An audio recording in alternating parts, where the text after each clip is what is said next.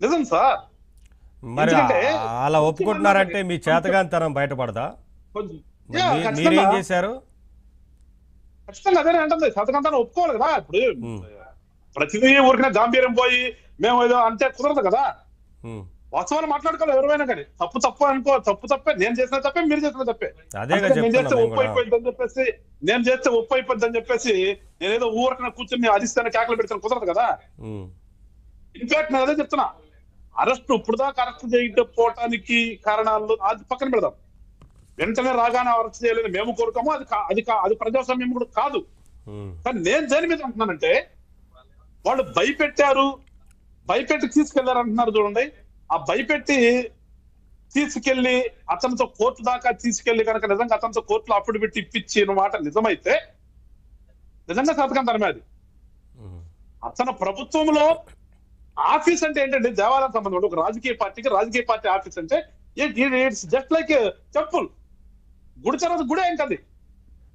అలాంటిది అక్కడ అట్రాసిటీస్ జరిగితే దాని మీద కేసు కట్టి మీరు అన్నట్టుగా సరే ఇంత లేట్ అయింది అది ఒక పక్కన పెడితే, కేసు పెట్టిన వాళ్ళని భయపెట్టి వాళ్ళ మనుషులు వచ్చి భయపెట్టి కార్లో ఎక్కించుకుని కోర్టు దగ్గర తీసుకెళ్లి కోర్టులో ఇంటర్న్ అఫిడవిట్ ఫైల్ చేపించి తీసుకొచ్చారంటే ఇవాళ నాకు తెలిసి వాళ్ళు అతను కంప్లైంట్ ఇవ్వడం వల్ల ఇవాళ ఇచ్చిన కంప్లైంట్ నన్ను భయపెట్టారు, సోకాళ్ళు బ్యాచ్ నన్ను భయపెట్టారు, అతను కంప్లైంట్ ఇచ్చినట్లాడు. వాళ్ళ కుటుంబ సభ్యులు కంప్లైంట్ ఇచ్చారంట. ఆ కుటుంబ సభ్యులు కంప్లైంట్ ఆ కేసు అయితే కట్టారంటారు. ఇంకా మేము ఎట్లా దాన్ని దాచిపెట్టుకోవాలి దాన్ని. అందుకని చేతకాంతరం నేనైతే ఒప్పుకుంటాను. మరి తెలుగుదేశం పార్టీ వాళ్ళు ఒప్పుకుంటారు లేదంటే నాకు సంబంధించిన విషయం కాదు. కానీ ఉమ్. పార్ట్ ఆఫ్ గవర్నమెంట్ మేము ఉన్నందుకు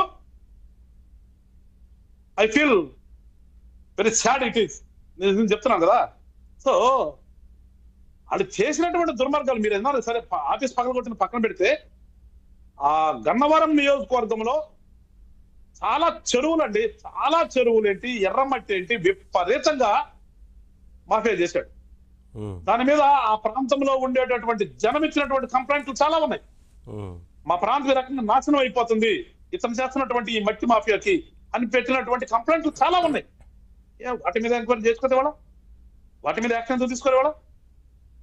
సరే కొట్టుతాడు తీసుకుంటాం, పర్సనల్ గా పెడుతున్నాం.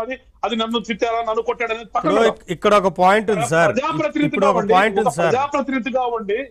ప్రజాప్రతినిధిగా ఉండి ప్రజల్ని ఇబ్బంది పెట్టినటువంటి చేష్టలు చాలా ఉంటే ఇవాళ ఏమిటి అర్థమేంటికి ఎందుకు ఎందుకు ఎంక్వైరీ చేయరు అంటే, ఒకసారి ఎక్స్ఎమ్మెల్యే అయితే నాకు నుంచి పర్మనెంట్ లైసెన్స్ ఏమైనా ఉంటుందా?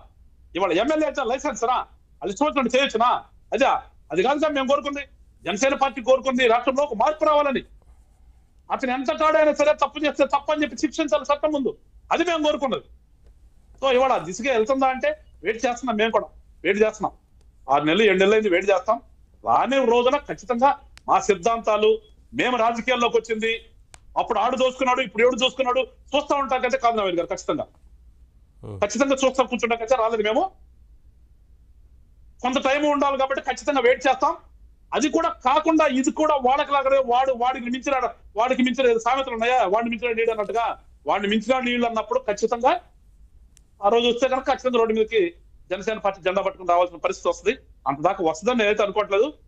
ఐ మీన్ ఇక్కడ గవర్నమెంట్ లో ఉండి మీరు ఎందుకు ఇట్లా మాట్లాడుతున్నారని మీరు అనిపించవచ్చు. కానీ అదే చెప్తాను నేను, మేము రాజకీయాలంటే కోరుకున్నది ప్రజలకు సేవ చేయడానికి. ఇక్కడ రాజకీయాన్ని వ్యాపారం చేసి రాజకీయాలంటే వ్యాపారం లాగా ఎలా మీరేమనుకుంటున్నారు? ఎలా అంత ధైర్యం చేసి ఆయన ఒక కిడ్నాప్ చేయగలిగారు అని ఏమనుకుంటున్నారు? ఎవరు సహకరించారు? అదే ఆ లీనియన్సే గవర్నమెంట్ లో ఎందుకు వస్తుంది? భయం లేదా? కిడ్నాపులు చేస్తే ఇబ్బందులు పాలవుతాం అన్న భయం లేదా? ఆ లీనియన్స్ ఎందుకు వచ్చింది?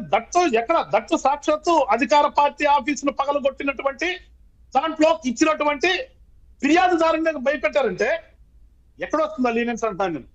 ప్రజా ప్రతినిధుల్లో వస్తుందా, లేదంటే ఉన్నటువంటి పర్మనెంట్ ఎగ్జిక్యూటివ్ ఈ అధికారుల్లో వస్తుందా? ఈ అధికారులను లేదంటే ఆ ప్రాంతంలో ఉన్నటువంటి ప్రజాప్రతినిధులు కలిసి పనిచేస్తున్నారా?